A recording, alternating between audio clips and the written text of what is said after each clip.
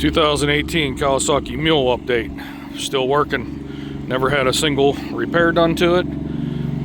Changed the oil every about 50 hours. Overkill, but I like changing oil. It's cheaper than changing engines. But this is our driveway. It's about 15 degrees today. My dad's playing. We have asphalt up here. You see how the asphalt, as soon as the sun hits it, even on a 15-degree day, it starts melting all the snow left behind. But he's doing the gravel side right there, just trying to like kind of float the plow, barely touching. And I use a backpack blower also, like for the sidewalks and whatnot. So I take a Echo backpack blower. You'll see I did a review of that, and blow all the snow away, hopefully before I walk on it. So once you pack it, it won't blow that well.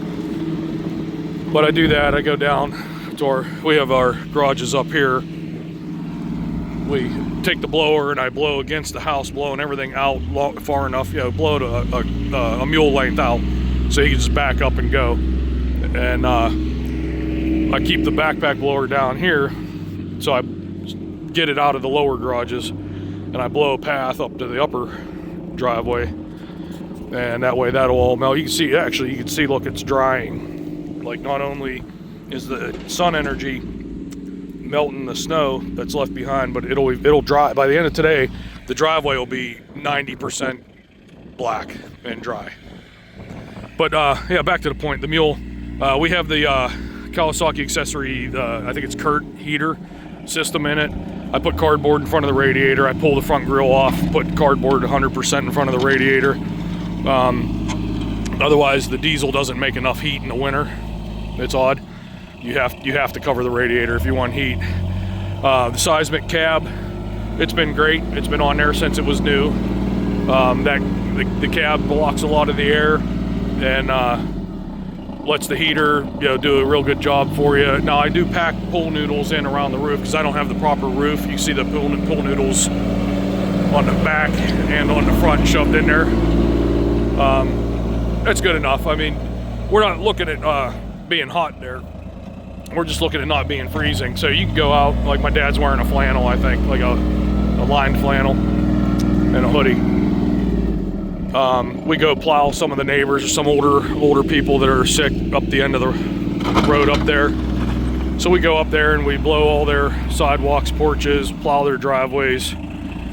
That's why I keep the light on it. I do keep it registered. I have it fully insured as if it's a car. I have it through my Erie insurance. I have full comprehensive. I also have $1 million liability policy, so if any damage is done, you can sue me and I don't really care. But the Mule is a great machine. Firewood, moving limestone, gravel, all kind of stuff, plowing our snow. I mean, we just use it around the property. We have 14 acres here, so our property ends right by that tree right in the center, and it goes about a quarter mile that way.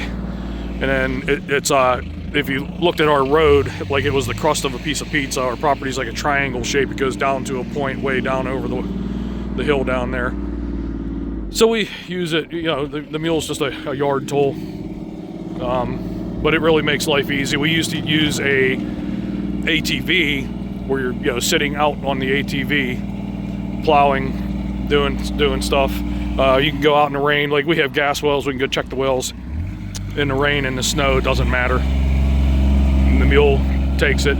The only thing, the factory Doro tires that they put on them, they're not really that great if you have much more snow than this. We only have a couple inches tonight that we got tonight or last night. But yeah, if you go down in the woods on the steep hills, those tires don't really work that well. They work fine doing this kind of stuff up here on the relatively level property. That'd be the one thing that I would say. Those tires have a good and a bad side to them. Those Kawasaki uses those Doro tires. They wear like iron. Hold on a second, let me stop him.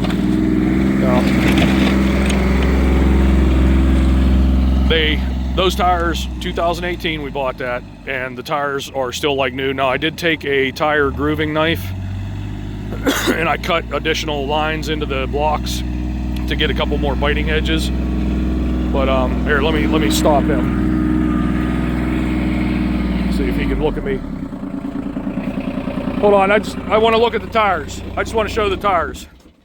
Huh? I want to show the tires. But yeah, they've worn out since 2018. Yeah, no, they're still like new, and you can see all my cuts I've added to them to get a little bit more biting edges to them, and that took about a half hour a tire. I did just the rears. I could do the fronts, but I never did. But yeah, just talking about the heater and the soft cab, how it's not hot, but you're comfortable. You're like never cold in there. And yeah, that the Seizmik cab, my dad has like had the machine on trees. You can see how it's almost ripped there.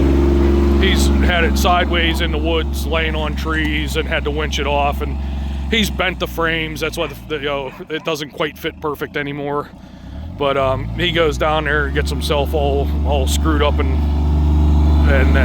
the doors get caught when you're winching it, and he's ripped the mirrors off. Those Seizmik mirrors are lifetime guarantee. If you break them, they replace them. I don't understand it, because they're not super expensive either. But overall, the Mule has been a great tool for, what is it? It's 7 years now we've been using it. And we run it all around, you know, up on the ridge here. We do houses that way. Like I said, there's some old people that live down the road a quarter, half mile, whatever that way. We do their driveways also with it. Just, you know, take care of some of the elderly folks around here. But that's it. I just want to give a little update on the Mule, because you know, it's not pretty, it's not sporty, it's not fun, but it is just a consistent work machine that it'll slowly do work, and it never quits, and it never breaks, and it doesn't have transmission problems or belt problems or electrical problems. It just, that Yanmar engine, you just keep changing the oil. And I did the differentials twice since I bought it, transmission twice since I bought it, the fluid. But that's it. Just gotta keep up on fluids and maintenance, and she keeps working, and we don't have to buy another piece of equipment. Hopefully this thing will outlast me. I'm 53. It'd be nice if this machine will live until I'm done. Let the next person think about buying something new. I'm good with this one. I'm happy. All right, guys. Hey, like and subscribe. I appreciate you watching any of my videos. And if you want, I'll throw in the description some links to like the Seizmik cab that I bought on Amazon. And the light I put on the top. I have a few different sizes. That's a smaller one. I actually have a bigger one I thought about putting on there.